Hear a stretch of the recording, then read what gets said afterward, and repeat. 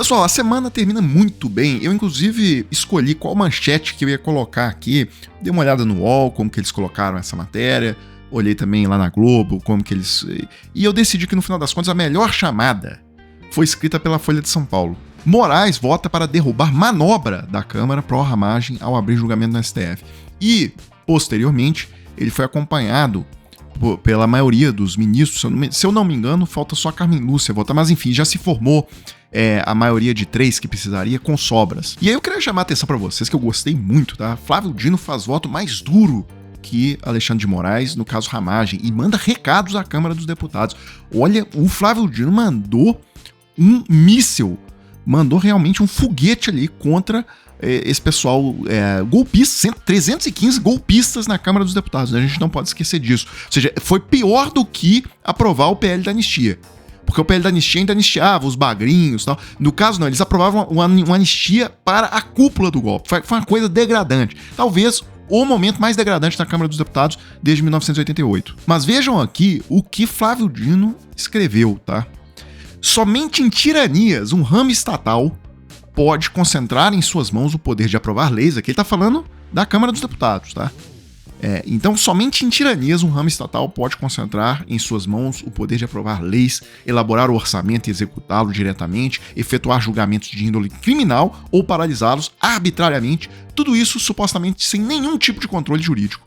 Maiorias ocasionais podem muito em um sistema democrático, mas certamente não podem dilacerar o coração do regime constitucional. E aí, ele entrando naquela... Eram 2 discussões que havia, né, ali no plenário. A primeira era porque o artigo 53 da Constituição diz que o deputado pode ter o processo suspenso para crimes cometidos após a diplomação. Então, sobre isso, Flávio Dino disse o seguinte: o exercício do mandato parlamentar pressupõe a diplomação, de modo que antes dela não há o que se assegurar em termos de direitos e prerrogativas. O contrário resultaria na insustentável e ilógica conclusão de que o Estatuto dos Congressistas, que destina-se a criar condições para o exercício da atividade parlamentar, ou seja, olha o que ele está dizendo, que esse artigo 53, ele foi criado com o intuito de garantir que o parlamentar não seja, digamos, perseguido em função do exercício da atividade parlamentar.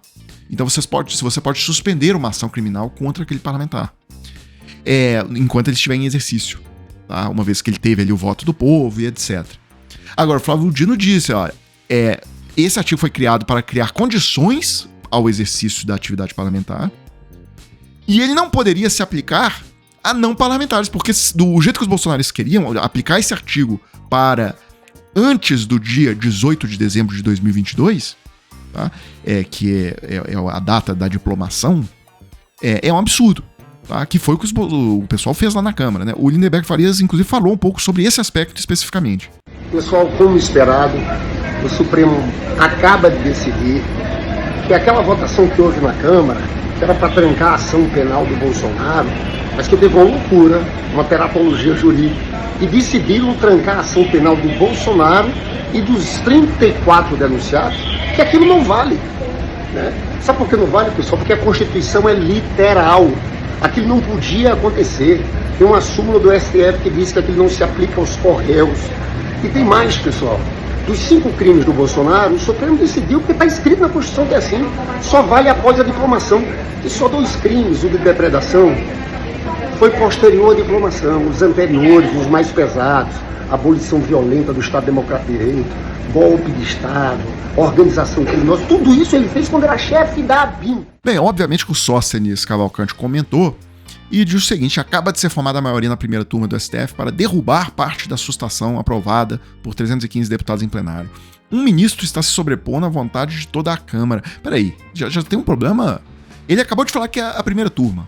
5 ministros, portanto. Aí ele disse que um ministro está se sobrepondo? Que história é essa?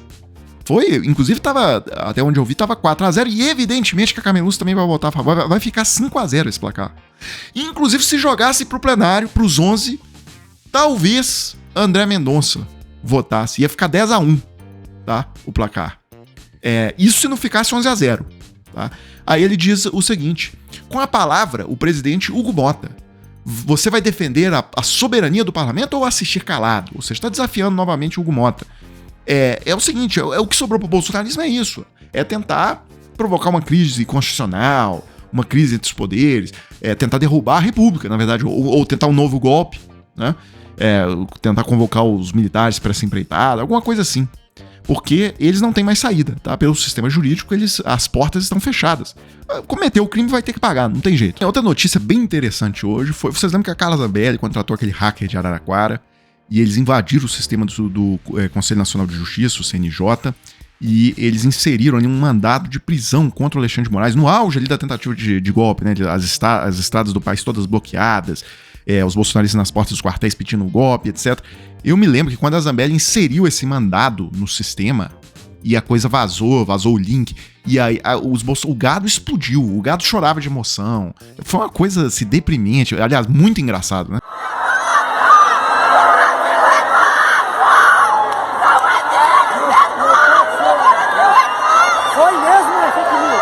Prisão em flagrante do ministro Alexandre de Moraes.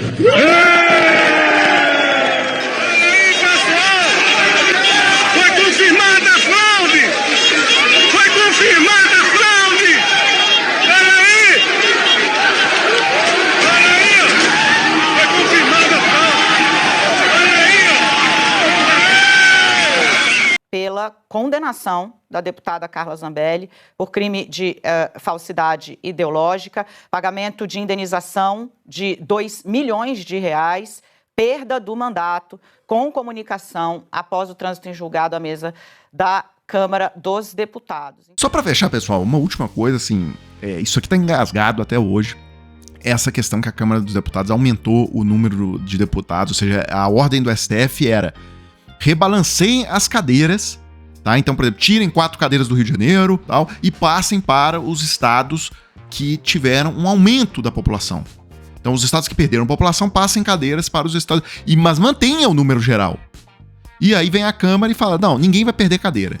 Ou seja, é daqui para cima. Então, quem tem que ganhar a cadeira, a gente vai fazer a nova proporção em relação à população, a gente vai fazer aumentando o número de cadeiras, indo a 531 cadeiras, e o Contarato fez um belo discurso sobre essa questão lá no Senado. Lembrando que essa porcaria tem que ser aprovada no Senado ainda. A Câmara dos Deputados aprovou um aumento de deputados de 513 para 531. Isso é um escárnio com a população brasileira. Você sabe qual é o custo desse aumento só para cada deputado? 65 milhões de reais. Nós temos que entender que nós vivemos com uma população que está na informalidade, que ganha R$ 1.518. Nós temos que entender que nós temos uma população que trabalha 44 horas semanais. Nós temos que lutar para reduzir a desigualdade no país. Eu não posso perder a minha capacidade de indignação. Então eu não consigo olhar para a população quando eu vejo que a Câmara dos Deputados aprova um aumento de deputados de 513 para 531. Eu defendo que deveria ser reduzido isso.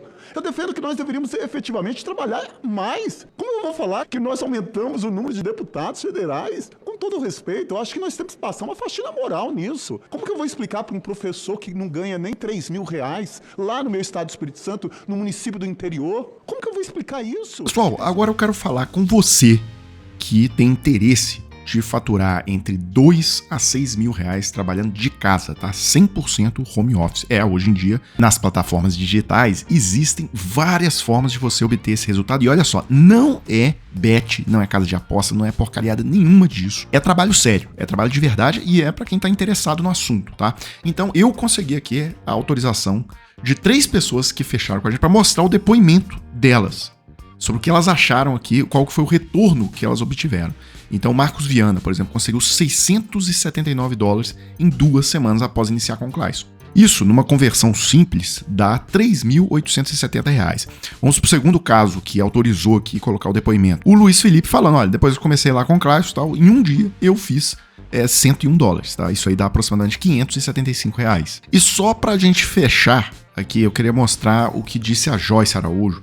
Ela também autorizou a divulgação aqui do depoimento dela. Ela teve o melhor resultado, tá? $1.098, tá? Isso aí dá na conversão R$ 6.258. Então é o seguinte, se você quiser saber como que faz, etc., clique no link que aparece na descrição do vídeo aqui embaixo, e aí você vai ser remetido a conversar com o Clayson e vai ter todos os esclarecimentos. Pessoal, então é isso. Eu fecho esse vídeo agora e volto numa próxima oportunidade.